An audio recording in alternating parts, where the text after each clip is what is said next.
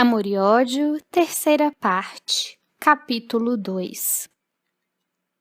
Subitamente, os acontecimentos se precipitaram a respeito de D'Aberville. Conservado até então como de direito em Blois, por cujos tribunais seguia o processo, amparado pelas simpatias das autoridades e reconfortado com a presença de sua mãe e o interesse da própria Henriette, que o visitava por meio desta, ordens de Paris o removeram para a própria capital, daquele momento em diante, passando a ser conservado em severa custódia. Tão significativo acontecimento, porém, tivera por escopo as provas apresentadas pelo Visconde, as quais lhe imputavam os crimes de conspiração contra o regime e de traição à pátria. A que Flávio Henri sabia a respeito das relações do jovem marquês com as agremiações republicanas da França e os bonapartistas nacionais, como exilados no estrangeiro, não bastaria para provar a veracidade de sua delação. Gaston de Saint-Pierre conspirava contra a monarquia, era bem certo. Era republicano entusiasta e trabalhava pela mudança do regime, por entendê-lo, na República, mais perfeito e concorde com a evolução do tempo como da sociedade. E porque o príncipe Luís Napoleão se proclamava republicano, tornara-se Marte de um longo exílio, ditava aos íntimos plataformas governamentais regeneradoras e se mostrava discreto e idealista. Deixou-se Gaston iludir pelas aparências, como de resto muitos outros franceses honrados o fizeram também, e se tornou dedicado bonapartista, combatendo a dinastia secular dos Orleans, que tantos infortúnios e tantas lágrimas legaram ao país com o seu despotismo. D'Aberville possuíra oficinas tipográficas para servirem à causa, mantivera jornais, subvencionando redatores, colaboradores e panfletários. Militava ele próprio no jornalismo ardoroso e legítimo defensor da liberdade como dos direitos dos povos. Fazia ainda parte das agremiações políticas patrióticas e de clubes secretos, defensores da justiça como da fraternidade universal, tais como a maçonaria, os quais se distendiam sempre pelos ideais republicanos. Todavia, mantivera-se perfeitamente equilibrado, discreto, conduzindo-se por diretrizes dignas do verdadeiro idealista, fiel aos princípios de honradez como às finalidades patrióticas, incapaz de uma felonia política ou social, respeitador dos direitos do adversário, democrata sincero e nobre, a despeito da posição de aristocrata, ombreando, de resto, com outras nobres personalidades que verdejavam na França de então, enamoradas de um regime mais humano e mais honesto, que concretizasse a aspiração sublime, ainda hoje inatingida pelos povos da terra, e por isso mesmo acesa em seus ansiosos corações: liberdade, igualdade, fraternidade. Todavia, a falta de suficientes ou legítimas provas que ao jovem patriota perdessem no conceito da nação, de Lacordaire as forjaria, remanescente que era das consciências e partidos sociais que ressumbravam ainda os velhos odores do feudalismo inquisitorial. A França vivia, então, um momento angustioso em que as dissensões políticas e a variedade dos partidos enfraqueciam a nação, agitando as classes sociais e desencorajando o pacato rei Luís Filipe de Orleans, que se atemorizava quanto ao futuro. Incertezas aflitivas envolviam o ânimo de cada cidadão. A imprensa investia implacável e mordaz. As opiniões se conflagravam na expectativa incômoda de acontecimentos sensacionais. Em épocas tais, a justiça esmorece do critério que lhe é relativo.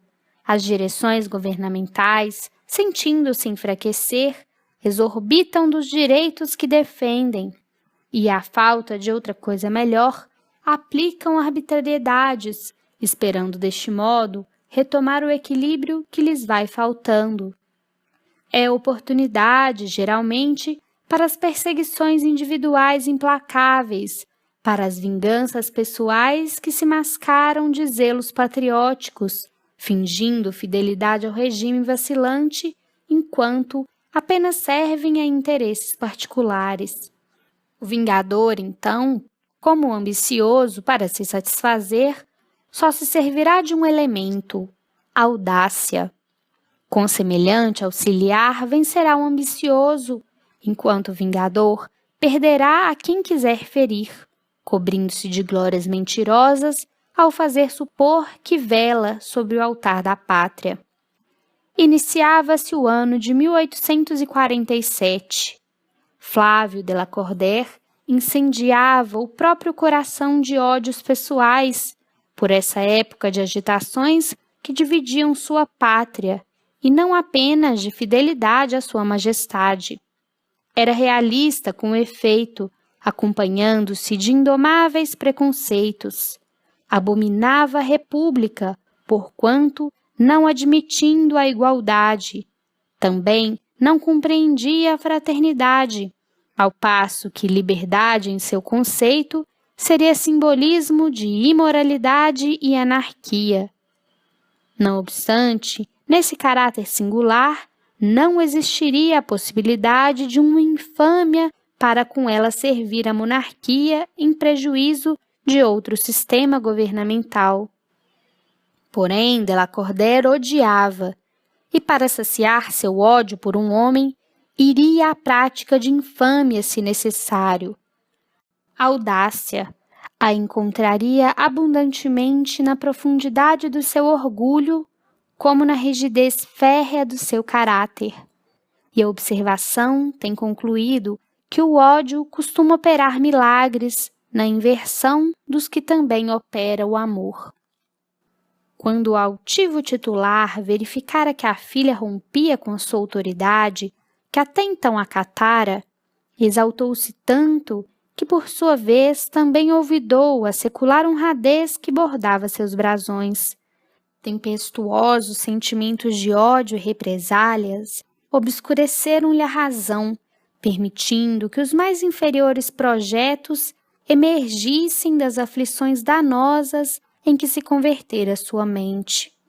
Teria assassinado Gaston se pudesse, e imaginou perdê-lo irremediavelmente, levá-lo de qualquer forma à pena capital, assassinando-o por meio da lei. Oh, a vergonha de ouvir a confissão da filha exacerbava-o até o delírio. Saber que um da Berville tivera mais dignidade do que a teria tido uma dama da sua raça era humilhação demasiada, excessivo castigo que o seu orgulho repudiava. Ela dissera soberba e valorosa, vergastando-lhe a alma com a afronta da confissão. Se os brasões de Lacordaire podem ainda ostentar a sua incorruptível honradez, é porque o senhor de Saint-Pierre quis e soube conservar a sua. Semelhante ultraje pagá-lo-ia caro o próprio marquês. As palavras da filha rebelada imprimiu-as ele no cérebro em caracteres de fogo. Eram a sua obsessão. Estigmatizavam-no como se visíveis revelassem sua desonra ao mundo inteiro. Perseguiam-no, zombavam da sua confusão, causticavam-lhe a mente, acendendo em seu peito irreprimíveis desejos de desforra contra o miserável que levara a sua desarmonia e a desdita ao seu lar dante sereno. Tal havia sido a depressão sofrida pelo Visconde naquela noite inesquecível, que adoecera repentinamente, prostrando-se sobremodo aflito, ele cujo estado de saúde não era lisonjeiro. Alguns dias depois, porém, refeito, deixava o trágico solar em busca de sua residência em Paris, para onde levara a esposa com a proibição de sequer corresponder-se com a filha. Uma vez ali instalado, não perdeu tempo, rebuscou seus arquivos, consultou notas, releu correspondência e jornais antigos, consultou diários, pesou maduramente a situação, a si mesmo propondo análises e problemas em torno dela. Delineou programas de ação, escrevendo em laudas de papel todas as conveniências como as inconveniências do que pretendia. Meditou, considerou, e depois de passar 3 dias no segredo de seu gabinete de trabalho, sem receber nem mesmo a visita da esposa e suspendendo o trabalho apenas para as refeições e o sono, pôs as mãos à obra no intuito de desgraçar d'Aberville.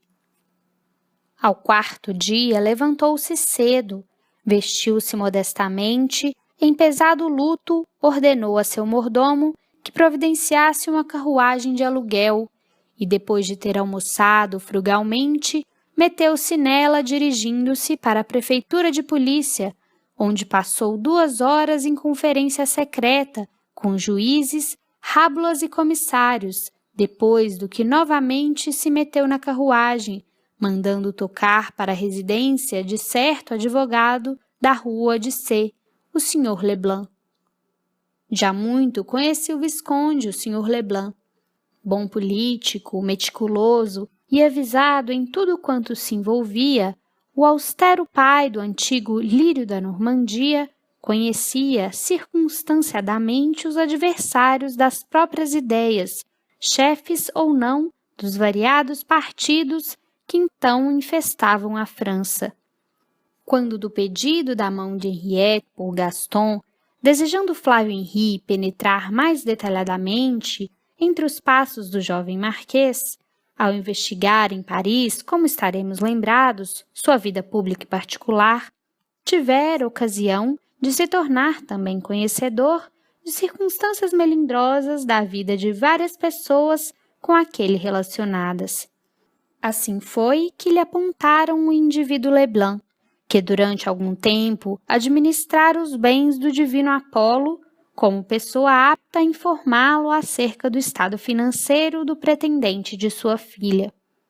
Então, o estranho advogado discorrera impiedosamente contra o constituinte, dera asas à maledicência, além de faltar ao compromisso do segredo profissional, terminando por aquele acusar de conspiração contra o reino, de inteligência com o sobrinho do usurpador, com quem se correspondia assiduamente e a cujos interesses servia espionando na França. Como político, jornalista e revolucionário, Leblanc não era estranho a Flávio. Sabia o ambicioso e extremado, fervoroso admirador de Marat. Não ignorava, tivesse ele se implicado perigosamente no atentado de 1836 contra o rei. E se não se comprometera ostensivamente, no momento culminante, ao lado dos seus realizadores, pelo menos sabia Flávio que os conhecera muito de perto, que com eles entretivera relações de amizade e partilhara ao seu lado opiniões revolucionárias, anárquicas, cheias de temeridade. Leblanc não era amigo de quem quer que fosse. Sem escrúpulos, visando unicamente a vantagens pessoais, seria o padrão do político profissional, comerciante e não patriota, capaz de atraiçoar correligionários e partidos desde que oferisse proventos e compensações. Para o escritório de tal individualidade foi que rumou o inimigo do jovem normando ao descer as escadarias da prefeitura de polícia. Creio já termos o prazer de nos conhecer, Sr. Leblanc. E se possuís memória fiel, vos recordarei da minha pessoa. Disse em tom dúbio, apresentando-se ao advogado. O advogado pilantra não se recordava absolutamente, não reconhecia de Lacordaire e esquecera a visita que lhe fizera este algum tempo antes.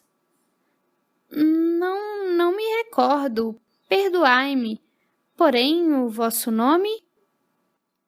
Não importa meu nome. Necessito antes de um serviço particular da vossa competência e estou disposto a recompensá-lo generosamente. Conheço a vossa situação política e financeira e sei que ambas são precárias. Estou devidamente informado de que no momento vos extremais em ideias revolucionárias para derribarem o trono, assassinando o rei. Conheço a influência que exerceste sobre Liban e Meunier, enquanto no atentado de 36 contra o mesmo. Tenho provas de que muitas vezes falsificais assinaturas e documentos para oferir vantagens pecuniárias nos inventários e testamento que advogais, assim como forjais testemunhos fementidos quando vos apraz. Sei que muitas fraudes e intrigas, quer políticas, quer comerciais e profissionais, viveis executando. E sei também que se eu vos denunciar à polícia, se não fugirdes já agora da França, se fordes apanhado pela justiça de Sua Majestade e provadas vossas ousadias em desfavor da pátria e da sociedade, porque eu posso prová-las, esperar-vos-á uma destas 3 coisas: a guilhotina, o cárcere perpétuo ou os trabalhos forçados da Guiana, na longínqua América Meridional. Leblanc olhava aterrado para aquele homem sinistro e audacioso, coberto de luto e lívido e severo como um espectro, que falava friamente de coisas terríveis que ele supunha ignorada de todos e que o provocava em sua própria casa. Surpreso, não sabia se cairia sobre esse intruso a fim de estrangulá-lo ou se o deixaria discorrer até ver aonde chegaria a exposição dos conhecimentos que a seu respeito possuía. De Lacordaire, no entanto, ao passo que falava, puxava pela carteira, retirava algumas notas de 1000 francos e depunha-as sobre a secretária. Leblanc contemplou as notas, afetando indiferença, mas compreendendo que o estranho cliente se interrompia, voltou para ele os olhos interrogativos. — Que quereis dizer, cavalheiro? Que desejais? Não vos entendo. — Já me entendereis, Sr. Leblanc.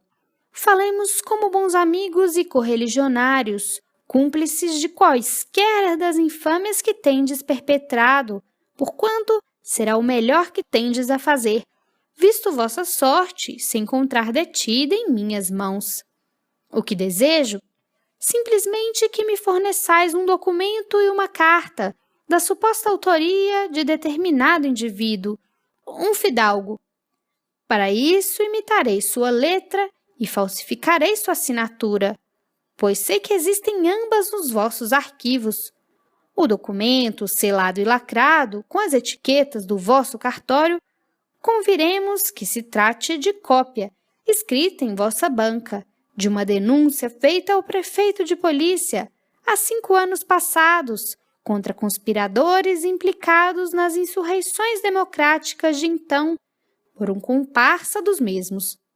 Em consequência do que alguns destes foram sacrificados, enquanto outros, como Sérgio de Villemont, a quem vós, Sr. Leblanc, bem conheceis, porque fostes amotinadores juntos, se encontraram presos até hoje. A carta, por sua vez, será como se fora escrita pelo mesmo delator a vós próprio, Sr. Leblanc. Nela, o infame indivíduo vos dará notícias do que praticou, salvaguardando-vos, a vosso pedido, de responsabilidades perante a consciência e a sociedade, pois figurareis como cidadão justo e próprio que apenas cumpriu o mandato de um cliente. Dirá que o seu signatário, repeso por se haver batido pela causa injusta e ingrata de uma república, na qualidade de aristocrata que é, voltava a se dedicar à coroa, testemunhando a lealdade de que se sentia investido para com esta, apontava os elementos mais perigosos, ameaçadores do regime. Leblanc recostou-se no espaldar da cadeira em que se sentava. cruzou as pernas, fitou com desprezo o interlocutor e replicou impressionado. Concordo que eu seja infame, senhor desconhecido. Não tenciono negá-lo, visto que está tão bem informado a meu respeito. Porém, declaro que minha baixeza profissional não chega até onde supõe. Não chega até onde mergulhou a sua miséria moral. No entanto, meu digno Leblanc, tenho o prazer de vos recordar que em 1836 foste um quase regicida, que somente a Liban e Meunier foram dados como culpados, mas que no momento vos achai em véspera de ser definitivamente... Ora, além do mais, nos vossos arquivos conscienciais existem lembranças mais dramáticas ainda, como, por exemplo, os mapas roubados ao... Basta, senhor, abusais de minha tolerância.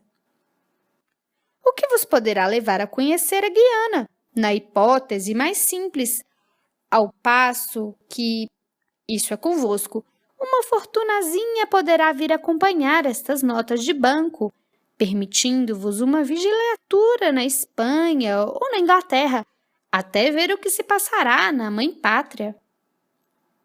Leblanc endireitou-se. Tinha a fronte porejada de suor. Sobejamente compreendia que destino aguardaria se porventura se provassem os crimes apontados pelo terrível desconhecido. Fazia-se lívido, tinha ímpetos de assassiná-lo, mas aquele prosseguia, tentador como um demônio. Dai-me esses documentos e facilitarei vossa fuga para onde desejardes esperar a borrasca que está iminente. Aqui está um salvo-conduto fornecido pela própria prefeitura de polícia, que acabo de conseguir. Aliás, o crime que vos proponho não passará de uma comédia e terá limitadíssimas proporções. Os documentos não serão para uso da justiça. Tornar-se-ia melindroso para mim próprio se o fosse. Quem mais os conhecerá além de nós ambos?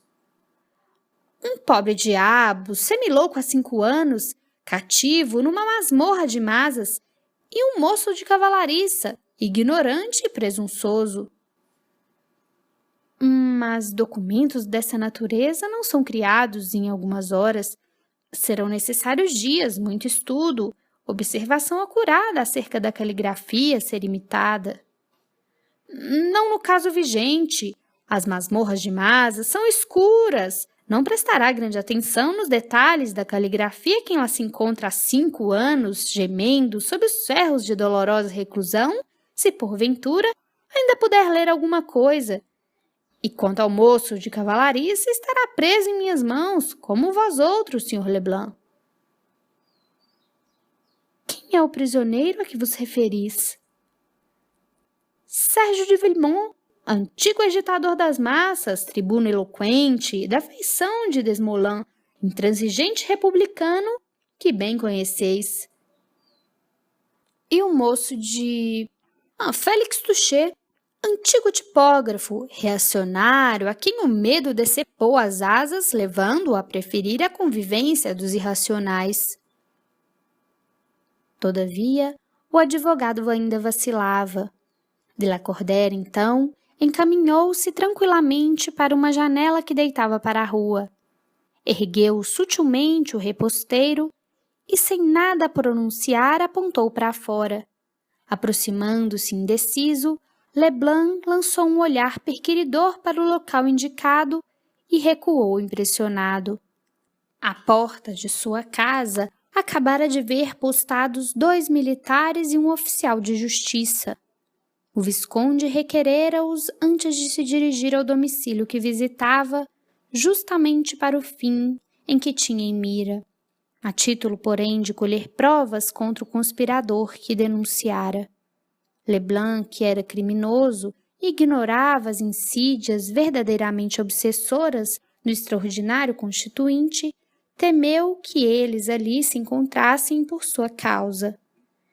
Entre mentes, o visconde, voltando-se para o interior, sacou novamente a carteira, Delas retirou 5.000 francos em notas de banco e depôs ao lado das que anteriormente colocara sob a secretária. Uma pequena fortuna, razoável para a época, se ostentava sobre os olhos do advogado, falsamente desinteressado dela. Preciso dos documentos dentro de 2 horas. Mãos à obra, Sr. Leblanc. Dobrarei a partida. Leblanc sentou-se, pegou da pluma e exclamou desencorajado de fitar o cúmplice. A quem devo desgraçar com este documento, Sr. Satanás? E Flávio Henri de Lacordaire, com voz sinistra, que teria gelado de terror aquele cujo nome pronunciava, disse: a Gaston d'Aberville, Marquês de Saint-Pierre. Deteve-se o advogado, repondo a pluma em seu lugar, fitando o visitante, exclamou de senho cerrado e, mau grado seu, emocionado: Senhor, conheço esse homem, não seria capaz de uma ação como a que lhe imputais. Relutais, portanto? Esse homem é meu amigo, é amigo de todos, não trairia quem quer que fosse. Dele sei apenas que é dissoluto de costumes, traidor da pátria e falso amigo. Devo-lhe grandes favores, conquanto arraste alguns efeitos, foi sempre generoso e leal para com todos. Vejo que não aceitais a proposta. Como recompensaria com a infâmia quem tanto me há servido? A mim devereis a tranquilidade do resto de vossos dias no estrangeiro. Oh, o vosso ódio por de Saint-Pierre deve ser terrível. Ele está perdido. Ao passo que o Sr. Leblanc estará a salvo, se quiser. O advogado silenciou, traçou os rascunhos sob ditado do extraordinário cliente e deu-lhes a examinar. Tratava-se de uma obra-prima de intriga, mentira e infâmia. Uma vez aprovada, Leblanc rebuscou em seus arquivos manuscritos de d'Aberville, encontrando-os facilmente. Iniciou, em seguida, a abominável ação. Legível, de talhe simples, a caligrafia de Gaston prestava-se ao malvado sortilégio.